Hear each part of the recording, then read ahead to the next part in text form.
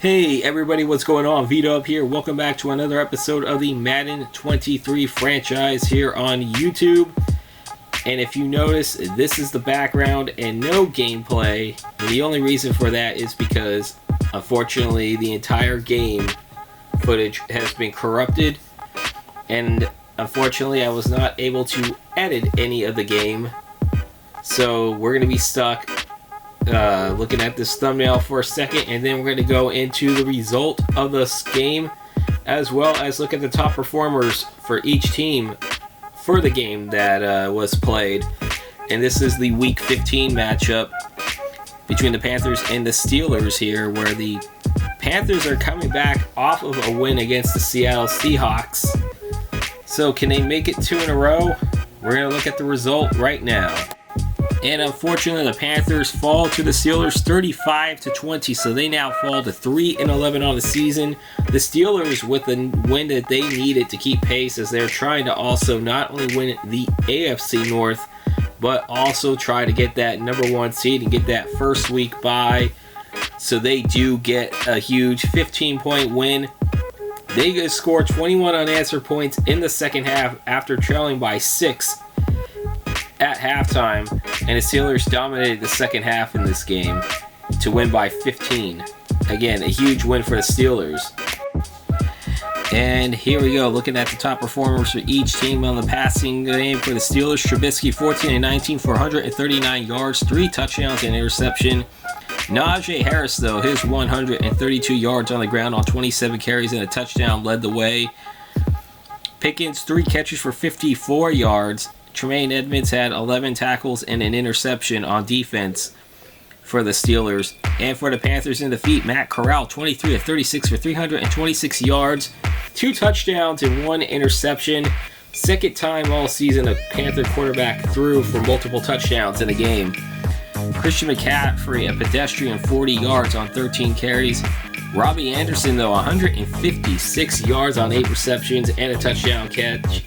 And then Yetur Gross-Matos was a defensive standout with 6 tackles, 3 tackles for loss, and 3 sacks. Looking at the Week 15 scoreboard here, the 49ers on Thursday Night Football going to Seattle to defeat the Seahawks 24-14. The Niners controlling the NFC West, as I say. The Seahawks still at 0-14, 0-17 watch is still on. The Colts, winners in 9 in a row, they go into Minnesota to defeat the Vikings 38-19. The Buffalo Bills clinched the AFC East as they destroyed the Miami Dolphins 56-14.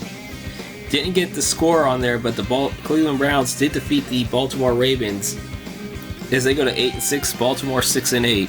The Saints go to 10-4 with a 31-23 win over the Atlanta Falcons. Washington sweeps the Giants 35-24. And in our game that we should have watched, but unfortunately did not have the game footage for, the Steelers defeat the Panthers 35-20. At Soldier Field in overtime, the Eagles defeat the Bears 37-31. Kansas City gets to 500 with a 40-15 win over the Houston Texans. Dallas clinches a playoff berth as they defeat the Jacksonville Jaguars 31-17. The Lions get to 7-7, which is our next opponent, and which, by the way, the game footage will be out, so you will get actual commentary for this game on Friday. They defeat the Jets 35-24 to get to 7-7. Denver goes to 10-4 with a 23-17 win over the Arizona Cardinals. Titans in a big win over the Chargers 21-18. They go to 11-3. And I put 10-4, but it should be 8-6. There's a dough moment for me there. The Bengals defeat the Buccaneers 34-16 on Sunday Night Football. The New England Patriots defeat the Las Vegas Raiders 27-24. Both teams at 6-8. And on Monday Night Football, the Packers defeat the Rams 31-28 in Lambeau Field. And the Rams fall to 7-7. The Packers at 10-4. We go to the Players of the Week now, where in the NFC Offensive Player of the Week goes to Jalen Hurts. Anzalone for the Lions gets the NFC Defensive Player of the Week. And in the AFC, it is a sweep for the Buffalo Bills as Josh Allen gets the AFC Offensive Player of the Week. And Von Miller gets AFC Defensive Player of the Week. And now looking at the AFC playoff picture here, the Titans are the number 1 seed right now with an 11-3 record. The Bills at 10-4 would be the 2, and they hold a 3-way tiebreaker between them, Pittsburgh, and Denver, who are both also 10-4, leaders of the AFC North and AFC West respectively. The Colts are in the top wild card spot at 10-4. The Bengals at 9-5. And here is another dough moment here because I put the Chargers as the 7th spot, but it is the Browns that have the 7th spot. We'll get to that a little bit later when we look at the actual bracket. Browns should be the 7th seed. Chiefs 7-7. You got the Patriots, Ravens, and Raiders at 6-8. The Jaguars at 5-9 outside, and you got the Texans, Dolphins, and Jets eliminated mathematically. And looking at the NFC playoff picture here, as you can see, the Dallas Cowboys, I don't know why, they should be 12-2, not 11-2. There's another dough moment for me. Please bear with me, the fact that I do this pretty late at night. And you got the Packers and the Saints at 10-4, the Niners 9-5. In the wild card, you got the Washington Commanders at 9-5, Buccaneers and Cardinals at 8-6 at 6 and 7 seeds. And then in the outside looking in, you got the Falcons, Rams, Lions at 7-7. Still alive barely, the Eagles and the Bears at 5-9, and you have the Giants, Panthers, Vikings, and Seahawks officially eliminated. And looking at the playoff bracket now, where the Titans are the number 1 seed, they get the only bye week in the AFC. And in the 7-2 matchup, the Browns, the 7th seed, and they are the 7th seed, as I accidentally put the Chargers there in the playoff picture. But looking at the bracket, they have the Browns there as a 7th seed. They would go to Orchard Park, New York to take on the 2-seed Bills. The Cincinnati Bengals, defending AFC champions, would have to travel to Pittsburgh to take on the Steelers in the 6-3 matchup. And then the Colts would have to go to Mile High to take on the Broncos in the 5-4 matchup.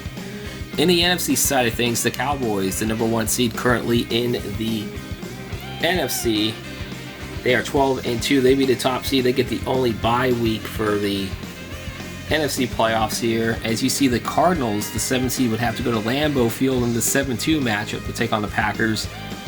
The Saints would host the Buccaneers in the 3-6 matchup at the Superdome. And then the Washington Commanders, as the 5 seed, would have to travel to San Francisco, the 4 seed, the leaders of the NFC West, in the wild card matchup in the 5-4 matchup.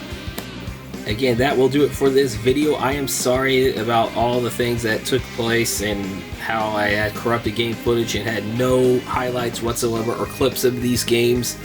So I do apologize there, but I will promise you week 16 has good footage, and you will see game clips there of that game against the Detroit Lions. And then I decided to do CPU versus CPU to try to curb down on some of those unnecessary interceptions that I've been throwing all year, because let's be honest, this game is broken. And I still want to finish a series that I promised to start, and that's probably the only way I can finish this series without getting frustrated or anything. But the next game will be on Friday, which will be a Christmas Eve game actually against the Detroit Lions, the last home game of the regular season for the Carolina Panthers. Can they get a win in their final home game of the season? Find out on Friday. Again, all these videos will be out Tuesday and Fridays at 1 p.m. Eastern. We're almost done with Season 1. I can't believe it. Well, you guys take care. Don't forget to hit that hit the like button, comment, and if you're new, hit that subscribe button as well as the bell icon, as you will get notifications when these videos do come out. And I am currently working on NBA 2K series, which I thought would be delayed, but fortunately, neither of these series will be on hiatus or delayed.